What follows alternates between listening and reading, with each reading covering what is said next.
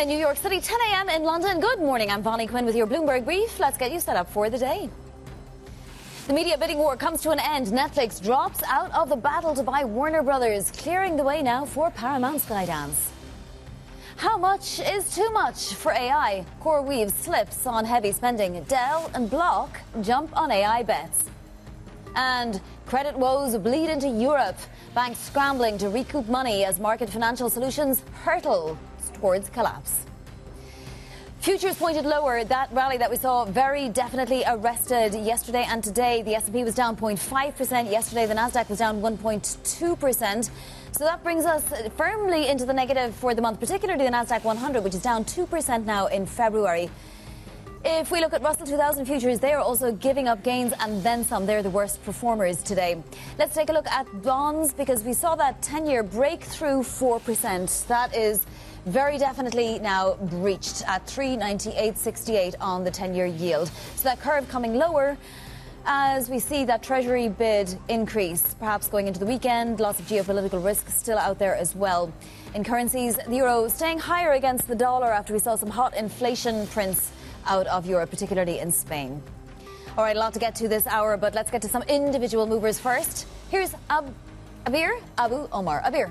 Good morning, Vonnie. Netflix is probably the biggest story of the day, gaining nicely in the pre-market, up around 7%, and that is after it said that it is no longer bidding for Warner Brothers. This is after Warner Brothers CEO came out and said the day before, late on Thursday, that Paramount makes up a more superior deal and provides possibly a better value for shareholders. So Netflix came out later and said no longer bidding. So that leaves a deal open for Paramount. We'll see how that goes. Paramount not doing much, and Warner Brothers down slightly this morning. And then moving on to Block. Block this morning, yesterday after earnings, the CEO came out and said that they're cutting 4,000 employees. Now that is about half of the workforce at Block, and this comes as AI comes and disrupts the workforce. Now, this is one of the questions that we started asking early on in the artificial intelligence boom. Is it going to replace jobs? And clearly, Block is showing an example of that happening. And then finally, Duolingo. Now, this is an earnings story. Earnings disappointed for the coming year. So the forecast of revenue for the year is slightly disappointing. But this is one of those companies that could be slightly a victim of the AI disruption boom, right, Vonnie? So it is again one of those companies that falls into the losers basket of the AI disruption or the AI boom that we've seen in the market over the past few months. And cutting a phenomenal amount of staff as well, Abir. Abir, thank you so much. You'll be back later in the hour. That's Abir Abu Omar. And coming up in this hour, we speak to Aneeka Gupta of Wisdomtree on the market rotation. We'll also speak with Dirk Ilverman, CFO of chemical producer BASF. Well, as Abir said, Netflix shares are higher after ditching its bid to buy Warner Brothers. Bloomberg Deals reporter Manuel Baigori joins us now on this latest turn. Manuel, is that it? Is it over? Netflix pulled out and basically conceded. It's no longer financially attractive, they say. Yes, definitely. Vonnie, feels like we are getting to a resolution to this saga finally. And yes, Paramount $31 a share offer ended up being an offer that Warner Brothers couldn't pass on, and Netflix decided it will remain disciplined financially and just walked away from the deal. So yes, now this paves the way for Paramount to get a deal done. Obviously now the regulatory path remains to be seen how bumpy it could get, and obviously a lot of politicians, regulators and industry leaders will for sure weigh in and share their views on this potential very transformative transaction. Did Paramount overpay in the end, Manuel? That's a great question. They definitely were committed to getting the deal done, even after Netflix had an agreement in place with Warner Brothers. Right? It needs to be said that Paramount kicked things off a few months back, and they were definitely serious.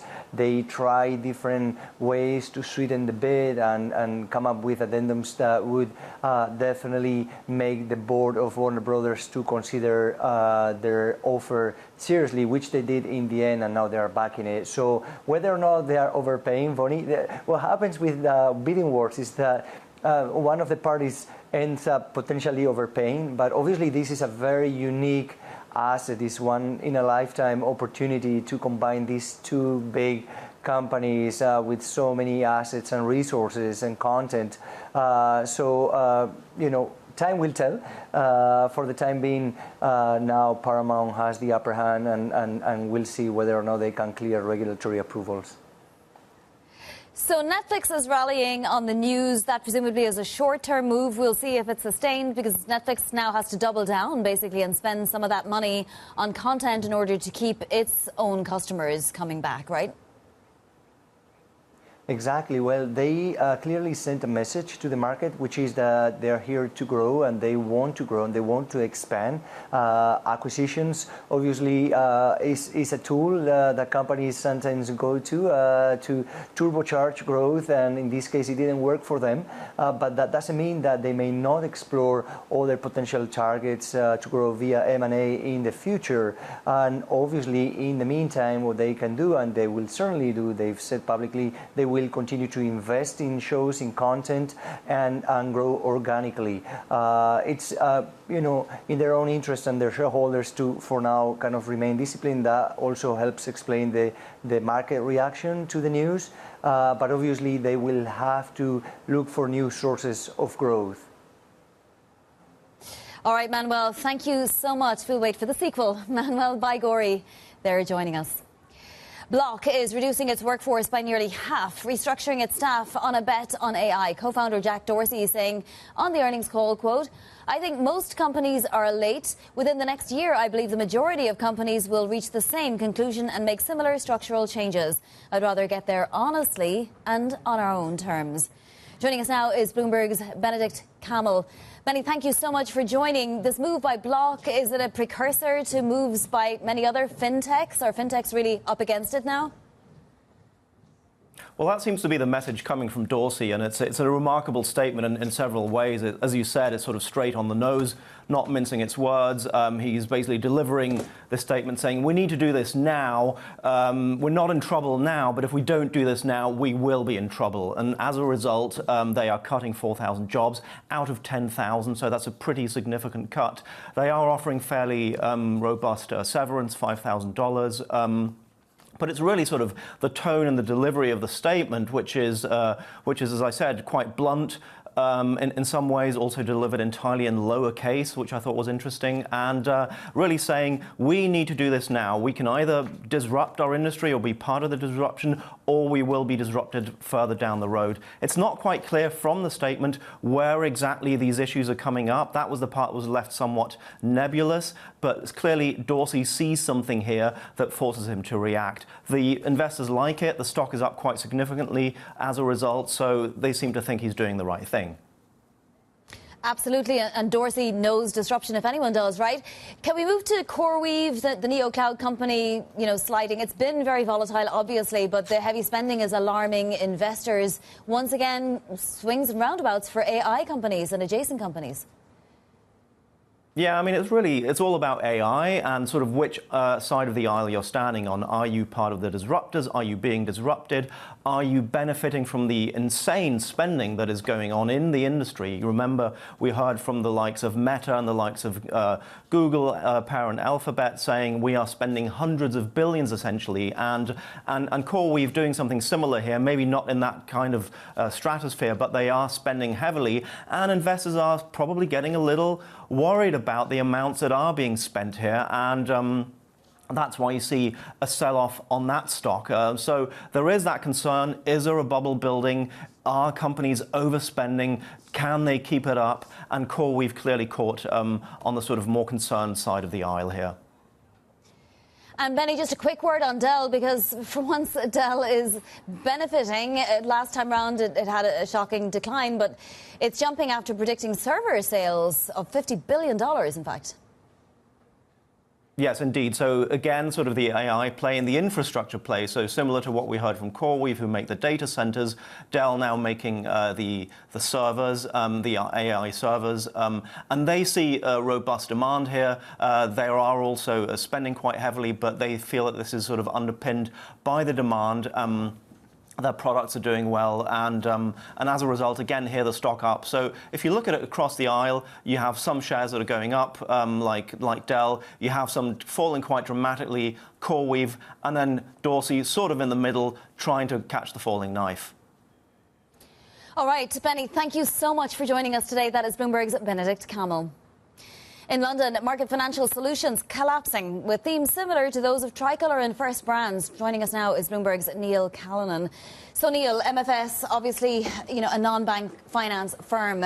Where do the similarities with Tricolour and First Brands begin and end here? Yeah, what we're seeing is that regulators push banks to get out of lending to certain spaces, and so the positive from the regulatory point of view is that these are areas where non-bank lenders went in. The bad thing is the banks back these companies, shadow banks who are lending to these borrowers who now look quite shaky.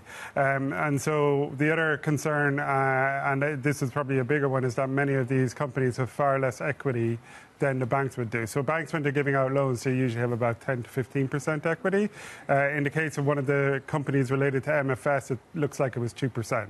So when things go wrong, they go really wrong, and there's bigger losses for the banks as a result.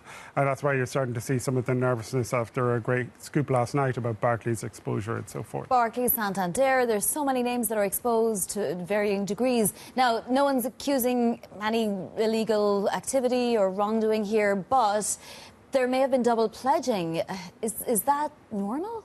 No, that's not normal. So banks usually, they want to have first call on the collateral if things go wrong. So to see something in the court filings that there was alleged double pledging, that is something that would be a big concern to legally to the lenders and to the regulators as well. I want to move to mid-cap financial investment because it's an Apollo private credit fund. Now, what it's done is mark down its portfolio on several soured loans and lowered its quarterly payout to 31 cents a share. And the markdown is only by about 3%. Yes. Are these things that happen on the regular and we just don't really notice them? Is it just that now we're hypersensitive to these things? There is always some write-downs because private credit, by the nature of what it does play in a riskier pool of assets. So defaults do happen. What's concerning to us going forward is some of this is related to, again, a lender that was lending money to consumers where things started to go wrong and needed to be restructured. As a result, this BDC has had to take a markdown. And then in the wider sense, there are concerns about the levels at which BDCs, which lend to mid-cap companies, the marks at which they hold their assets and whether they're a true reflection of the risk involved. And then the next big barrier for private credit is the fact that interest rates are coming down, which means they'll make less money from the loans because they're floating rate. So the risk is you're going to have higher defaults in areas like software, lower profits from the existing lending that you've done, and that could become a big problem for some of these sector lenders. No doubt we'll be speaking again very soon. Neil Callanan, thank you so much. That's Bloomberg private credit reporter Neil Callanan. Now to other top stories trending on the terminal this morning. Anthropic rejecting the Pentagon's latest offer over safeguards around the use of AI by the military. A company spokesman said the new contract language from the Pentagon failed to satisfy the firm's desire for curbs on military use of its AI tools. The company wants two specific restrictions. It doesn't want its technology used for surveillance of US citizens or for autonomous lethal strikes without a human in the loop. Nvidia spent $70 billion on corporate deals to fuel chip demand. That marks a sharp increase in its spending on the shares of partners and customers in the last fiscal year. Nvidia has drawn criticism for circular deals in which it invests in customers like OpenAI and CoreWeave. Sources say the Federal Reserve remains in a standstill with a federal prosecutor demanding information related to the renovations of two historic buildings at the central bank's headquarters in Washington. Fed Chairman Jerome Powell has said the inquiry relates to his June congressional testimony on the renovations. However, he has said it is really intended to pressure policymakers who refuse to set interest rates according to the preferences of President Donald Trump. Coming up, new talks with Iran, a fresh round of discussions set for next week as the deadline for an agreement looms. This is Bloomberg.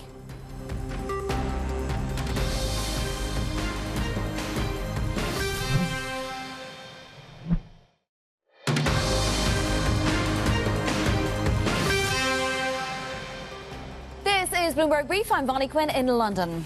Well, with just days to go before President Trump's deadline to reach an agreement, US and Iranian officials have decided to reconvene as soon as next week for a new round of talks. Oman's foreign minister is showing optimism, writing, quote, "We have finished the day after significant progress in the negotiation." Discussions on a technical level will take place next week in Vienna. Joining us now from Washington is Bloomberg's Kasia Klimashinska. So, Kasia, putting together everything we've heard from the Iranian side and the US side, what do we know about any progress that's actually been made? The good news is that there will be more talks, as you mentioned, perhaps as early as on Monday in Vienna. The two sides will reconvene again for technical talks, so including some atomic energy experts, and then the political talks will follow. But as you mentioned, there is also this deadline. President Trump always sets deadlines. He gave the two sides, the US and Iran, 2 weeks, and those 2 weeks, are coming soon. In the meantime, the US has also accumulated some significant military assets around Iran, and its demands are pretty strong. Basically, the U.S. wants Iran to get rid of its nuclear program and indefinitely. So again, we'll hear more perhaps as early as on Monday in Vienna. But in the meantime, we do know that President Trump is keeping this option of a perhaps limited military strike opened as well. Yeah, I mean, it would be odd to see a strike while negotiations are ongoing, but everything is, as you say, up in the air. What about Ukraine? So Volodymyr Zelensky keeping Ukraine in the news on everyone's, minds. He says the next trilateral talks are likely to take place in the UAE.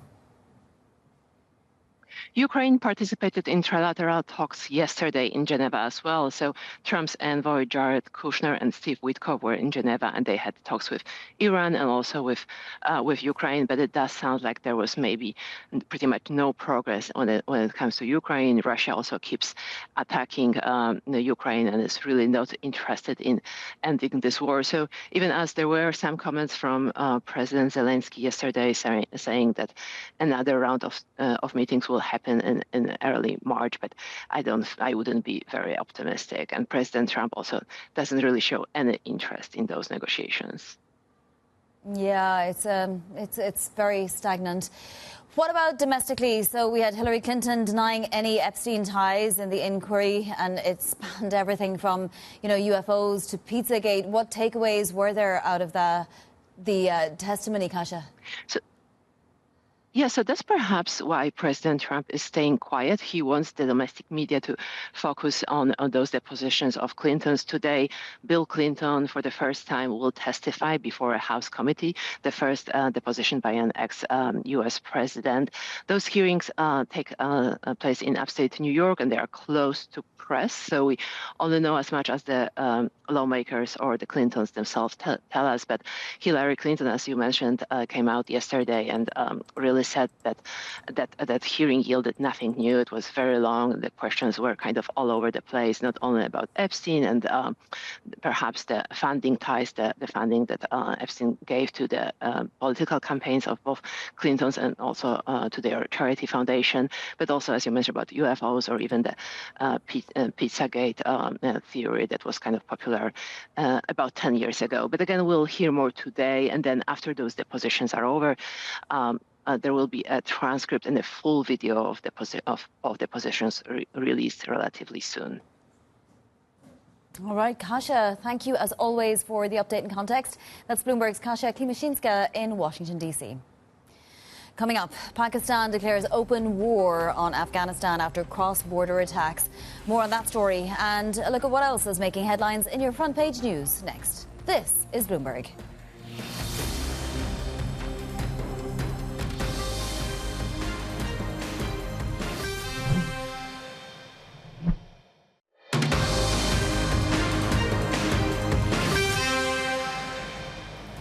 This is Bloomberg Brief. I'm Bonnie Quinn in London. Time now for your front page news. First up, on the Wall Street Journal, Pakistan declaring open war with Afghanistan. Cross-border attacks were reported in Kabul and along the shared border. Pakistan has been pressing Taliban authorities in Kabul to halt what it says are attacks by Afghan forces and Pakistani Taliban. Next up, on the New York Times, the Pentagon fires another laser to shoot down a drone belonging to the Department of Homeland Security over a small border town near El Paso. It's the second such incident this month. In both cases, the lasers were used without the FAA's approval, which many aviation safety experts maintain is a violation of the law. And finally, the Financial Times reporting Jeff Bezos' AI lab is raising tens of billions of dollars to acquire companies hit by AI technology. The FT says Project Prometheus raised $6.2 billion late last year, valuing the business at about $30 billion, not including the new investment. The scale of Bezos' plans, says the FT, dwarfs efforts by other venture investors to capitalize on AI disruption. All right, let's take a look at the macro environment as we head into the Friday session with S&P futures pointed lower. The dollar index is slightly stronger now, and we have that 10-year yield holding on below 4%. Coming up, WisdomTree's Aneeka Gupta. This is Bloomberg.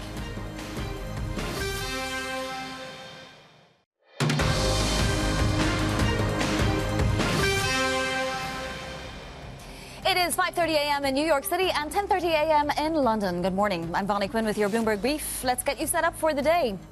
The media bidding war comes to an end. Netflix drops out of the battle to buy Warner Brothers, clearing the way for Paramount Skydance. How much is too much for AI? CoreWeave slips on heavy spending. Dell and Block jump on AI bets. And credit woes bleed into Europe. Banks scramble to recoup money as market financial solutions hurtles towards collapse. Let's take a look at these markets. We could be in for another down day for the S&P 500 after those 2 days of gains were arrested so unfortunately yesterday.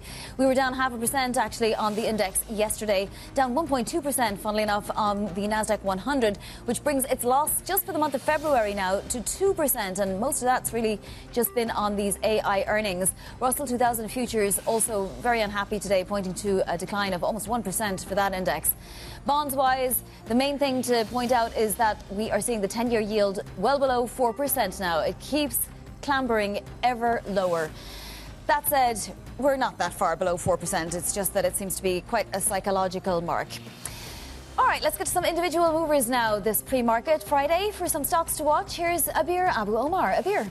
Good morning, Vonnie. Netflix, starting with Netflix, it is gaining quite nicely in the pre-market trade this morning. It's advancing about 8%, adding to some of those gains in the post-market we saw yesterday. And that is on the back of Netflix essentially saying that it's no longer bidding for Warner Brothers, which paves the way for Paramount to come in. And now Warner Brothers came out on Thursday, late on Thursday, and said that Paramount, at this point, the $31 a share offer provides a more superior deal for Netflix, for Warner Brothers. And now Netflix has moved on to say it's not about the company, it's just that the deal is no longer attractive. So investors are looking favorably towards that. Moving on to two sides of the AI story, starting with Block. Now, Block is doing very well this morning. It's advancing about 20%. And Jack Dorsey yesterday said that, this is an earnings story, but this is also on the back of job cuts, about 4,000 people that are cut off from Block, Vonnie.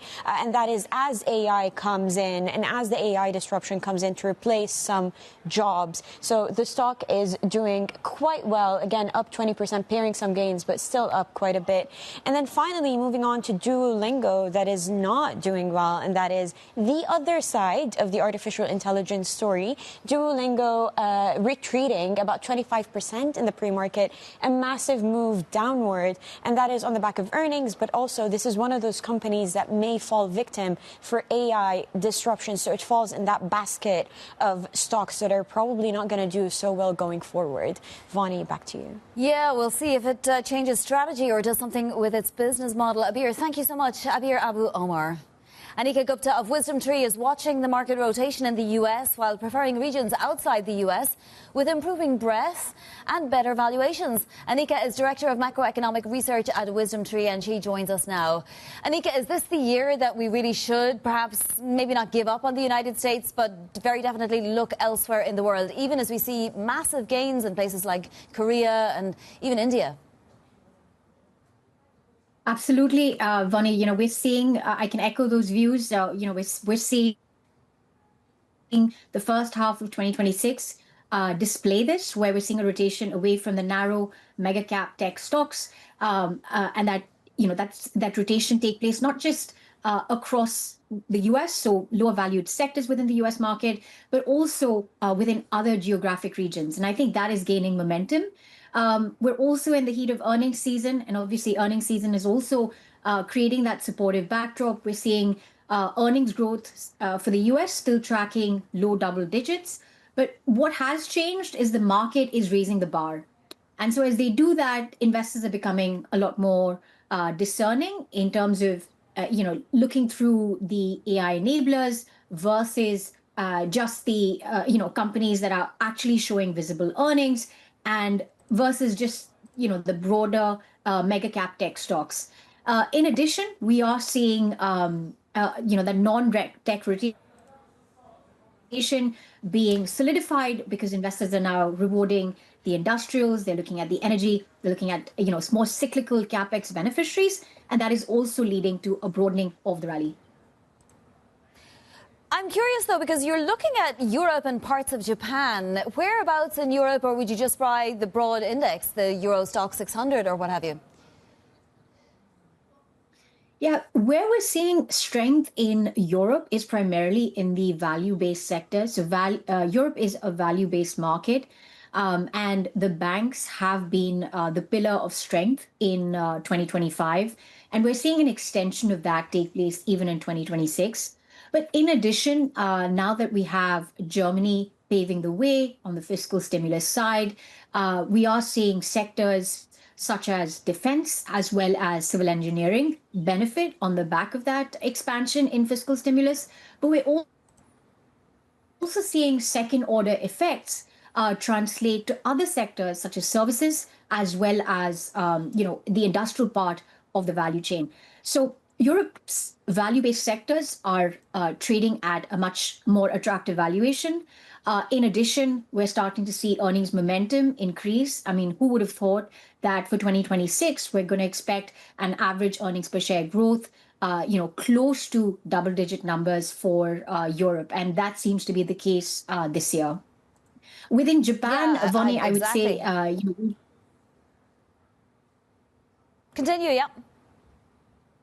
Yeah, within Japan, Vonnie, we are seeing a tremendous amount of momentum come on the heels of Sanai Takaichi taking hold of the administration, winning a landslide victory at the LDP elections, and that is really again paving the way for more constructive fiscal stimulus in areas such as the industrial sector, the defense sector, as well as the technology sector.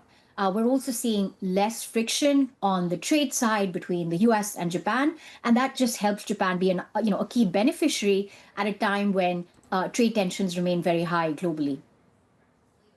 Aneeka, thank you so much for your thoughts today. So appreciated. That is Aneeka Gupta of Wisdomtree.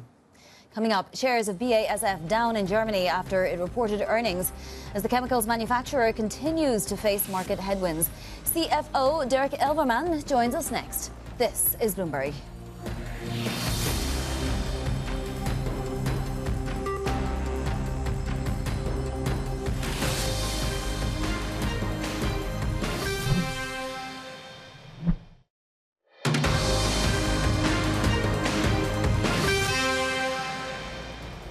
This is Bloomberg Brief. I'm Bonnie Quinn in London. Now to other top stories trending on the terminal this morning. Netflix ends its bid to buy Warner Brothers, clearing the way for Paramount to clinch its $111 billion bid for the historic Hollywood studio. Netflix said that while it believed its deal would have passed muster with regulators and created shareholder value, it didn't want to keep bidding. A new credit blow-up in London has Wall Street chasing billions. Non-bank finance firm Market Financial Solutions is collapsing. The theme similar to that of US auto lender Tricolor, also that of auto parts supplier First Brands. A firm fills the financing gap that major banks ignore, while tapping big banks for the cash to do it. Banco Santander and Jefferies are among the banks scrambling to recoup their money. And a private credit fund overseen by Apollo marks down its portfolio on soured loans. Midcap Financial Investment, BDC focused on direct lending, lowered its quarterly payout to 31 cents a share from 38 cents and wrote down its portfolio by about 3%. The BDC turning to stock repurchases to boost shareholder returns and authorizing a new $100 million buyback plan. Turning to tech, Anthropic has rejected the Pentagon's latest offer, saying it fails to satisfy the company's desire for curbs on military use of its AI tools. This comes just a day before a government deadline for the company to drop its restrictions or face severe consequences. Joining us now is Tom McKenzie, host of Bloomberg Tech Europe. Tom, we have 12 hours to go before Anthropic might be put on a blacklist, right? Yeah, absolutely. So the clock is ticking on this, and the Pentagon, to your point, have set that deadline for later today for Anthropic to agree to work with the Pentagon without restrictions. And those key restrictions for Anthropic are that their models and their AI technology should not be used in surveillance of US citizens. That's number one. And secondary, that they should not be, and it should not be used, the technology, in terms of targeting lethal strikes on individuals without a human in the loop. Now, the Pentagon and the Department of Defense or Department of War, they want those restrictions removed. They do not want to have to answer those restrictions. They say they want to be able to use the technology within the scope of US law. They want a broader ability to make use of Anthropic's tools. So the standoff is there. This has been going on for a number of weeks. Dario Modi has met with Pete Hegseth, the Defense Department or Department of War Secretary, of course. They've had discussions, but it has become quite tense. And we'll see what happens. To your point, what the Pentagon is threatening to do if Anthropic does not agree, is to use a 1950s law to essentially describe them as a supply chain risk. That is a law that's normally applied to companies out of China, for companies like Huawei, for example. That can have all sorts of implications for Anthropic, which is one of the only AI companies that actually has a product that works in the Department of Defense currently. It could also open the door, of course, to their competitors, the likes of OpenAI and Grok, of course, of Elon Musk. But it's also a reminder that the Defense Department is reliant on Anthropic as a model, at least right now, particularly as it races versus China and that competition. Some of the others have said they have no problem with the Pentagon's ethics rules, right? But it's not quite clear if they have the technology either. Tom, what's going on at Block? Is it changing its whole business model? It's cutting half its staff. It's remarkable, isn't it? So Jack Dorsey, of course, famously the founder of Twitter, now X, and of course now the co-founder and the CEO of Block, announcing that he would be cutting almost half of the entire workforce of Block, 4,000 staff. And he says this is because they are investing more heavily in AI, that AI is doing more of the heavy lifting. AI is replacing the workforce. And he said, look, we're putting measures in place to support the people that they're laying off. But, and I'm paraphrasing, he said, we're getting ahead of the curve. We don't think we are too far ahead on this. We think everyone else needs to play catch up because of what we're seeing in terms of the efficiencies of AI. And it follows similar moves by the likes of Amazon, for example, and Salesforce to cut headcount, and they attribute that to the success they're seeing of AI. Now, the skeptics will say maybe something else is going wrong, maybe the businesses are just slowing down, growth is just slowing down, and they're pitting this on AI. But I think it's pretty significant that Jack Dorsey has come out and made this announcement. This is not a small number, 4,000, and it's a reminder of the tension in terms of the implications of AI on the labour force. Well, when you think about it, the fintechs are, going to have to come up with some way to deal with this, right? Yeah. I mean, we saw PayPal also. It might be an acquisition target now by Stripe. You wonder what his new business model is, though. He hasn't really given us too many details.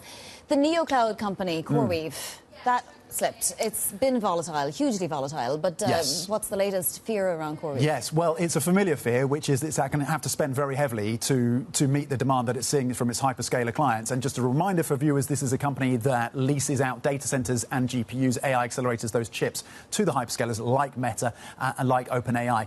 What they came out with were numbers that there was a bigger loss than expected, and there's a bigger capex push coming through from CoreWeave. They're going to have to spend more to meet that demand, up to $35 billion US dollars. Investors did not like that news. They're also borrowing about $8 billion US dollars, and there's some analysis out there suggesting they're going to continue to burn through cash at least for the next 18 months. It's almost reminiscent of the Bitcoin treasury companies, right? Michael and Trader comes out and says, of course we're spending the money, but it's okay, it's fine. And their background, of course, was in crypto originally. Exactly. CoreWeave, yeah. Similar mindset.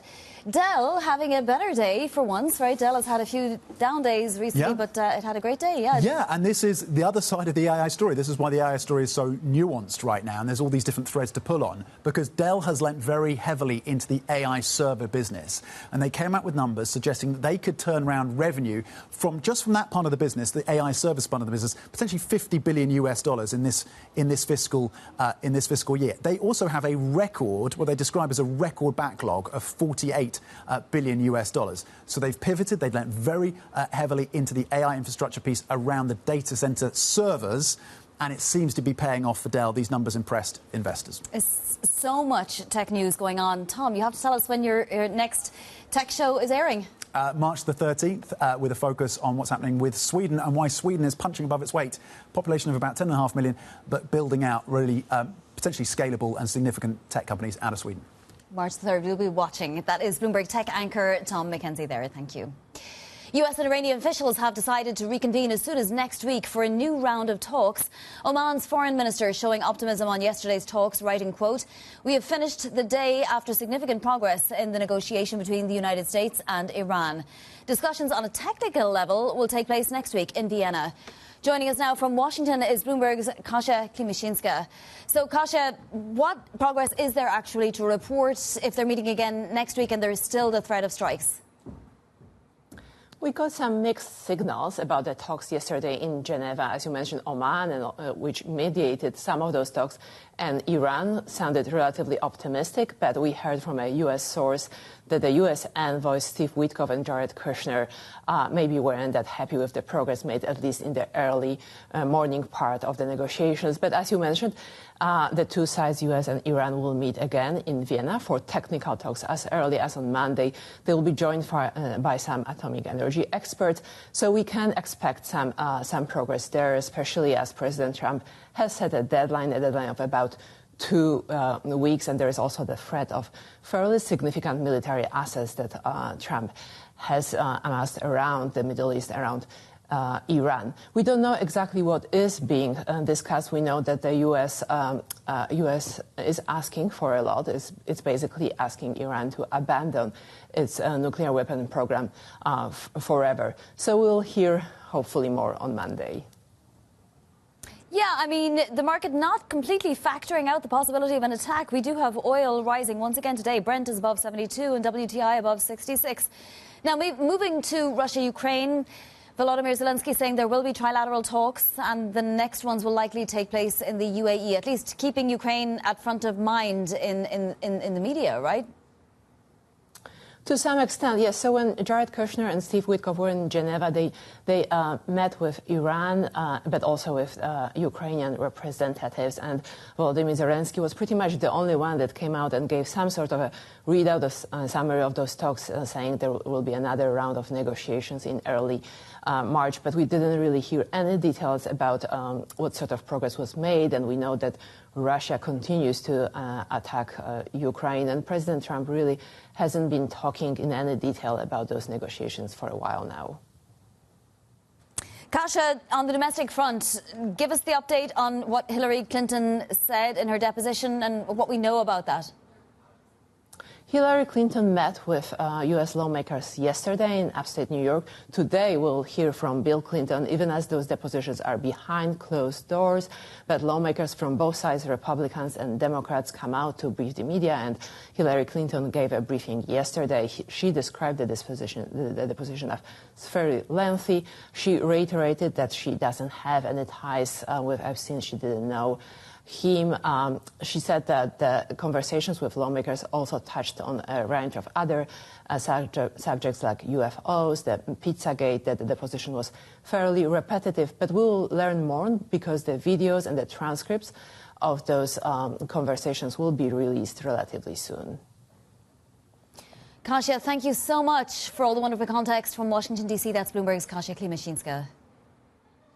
Coming up, we're going to get you set up for your trading day, plus Berkshire Hathaway earnings and the letter out over the weekend. This is Bloomberg.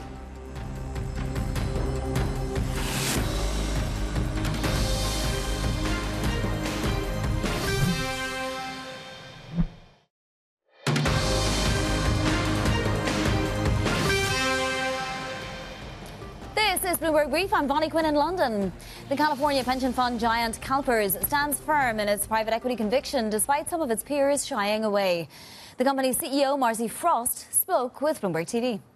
On the private credit side, we've been very specialized and working only with, high quality managers.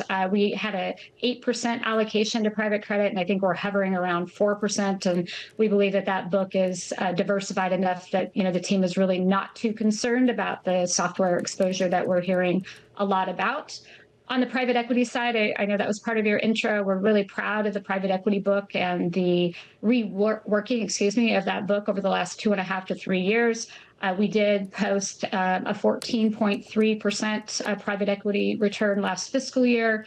On the private debt side or the private credit side, we did post a 12.8% return last year. So we still have a lot of conviction in our private markets allocation and don't really see a need to change. But as always, we're very thoughtful and considerate around the managers we're working with, making sure we have good values alignment, but also making sure that the portfolio stays very diversified as we look through, all these different market cycles that seem to be approaching us. And you said your current allocation works for the next 4 to 6 years. What gives you confidence in that time horizon, and what risks are you looking at?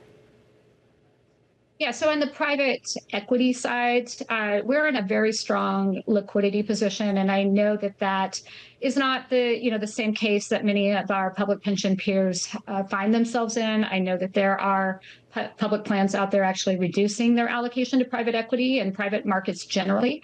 So we believe that the recalibration of the book that we did about 3 years ago, how we do manager selection, the reduction of fees. We've reduced fees by about 100 bips in the portfolio over the last 3 years, which is phenomenal. It's just a great, some great recognition for the team. So manager selection, reduction of fees, including more co-investments, and as well as emerging managers. We still have very strong pipeline around emerging managers. We're targeting about 10% of the portfolio there.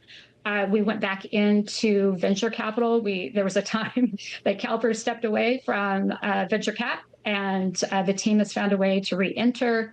And again, about 10%, maybe up to 15% of the portfolio really focused on emerging managers as well as venture. So we have a lot of conviction because we've seen how this new recipe has worked for the team and for CalPERS over the last 3 years, and we don't see that effectively changing over the next 4 to 6, including the liquidity position of the portfolio. CalPERS CEO Marcy Frost there speaking on Bloomberg. Now a look at what's ahead for your Friday trading session. First up, US PPI at 8:30 a.m. Eastern, expected to cool, but some of those elements that go into core PCE may heat up. Former President Bill Clinton set to testify on his Epstein ties before the House Oversight Committee later today. And then Berkshire Hathaway reporting earnings on Saturday, and of course we'll get that letter. Let's take a look at a few movers before the bell. Netflix up more than 7% after pulling out of the Warner Brothers bid. Block is up 19% now in the pre-market. It's cutting nearly half its staff. It's going big on AI. And Dell also up more than 11% after projecting AI server sales of $50 billion. Here's your macro picture for Friday. That does it for Bloomberg Brief. Surveillance is next. This is Bloomberg.